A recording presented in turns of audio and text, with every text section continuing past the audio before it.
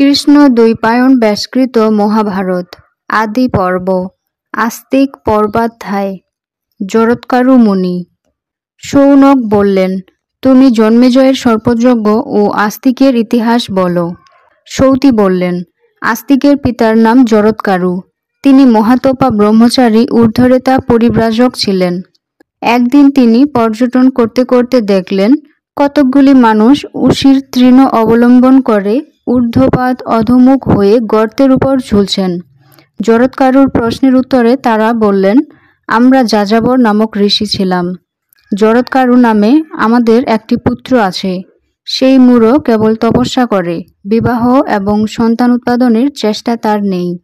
আমরা অনাথ হয়ে বংশলোপের আশঙ্কায় পাপীর ন্যায় এই গর্ত লম্ববান করেছি।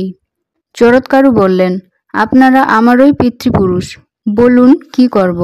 পিতৃগণ বললেন, বৎস, দ্বার গ্রহণ ও সন্তান উৎপাদন করো, তাতেই আমাদের পরম মঙ্গল হবে।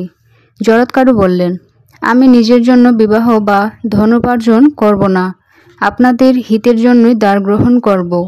যে কন্যার নাম আমার নামের সমান, যাকে তার আত্মীয়রা স্বেচ্ছায় দান করবে, তাকেই আমি ভিক্ষাস্বরূপ নেব। জরৎকারু বিবাহার্থী হয়ে ভ্রমণ করতে লাগলেন। একদিন তিনি বনে গিয়ে ধীর ও উচ্চকণ্ঠে 3 বার ভিক্ষা করলেন। তখন বাসুকী তার ভগিনীকে নিয়ে এসে বললেন, দ্বিজোত্তম, আপনি একে গ্রহণ করুন। কন্যার নাম আর নিজের নাম এক জেনে জরৎকারু তাকে বিবাহ করলেন। আস্তিক নামে তাদের এক পুত্র হল। তিনি সর্পগণকে ত্রাণ করেন এবং পিতৃগণকেও উদ্ধার করেন।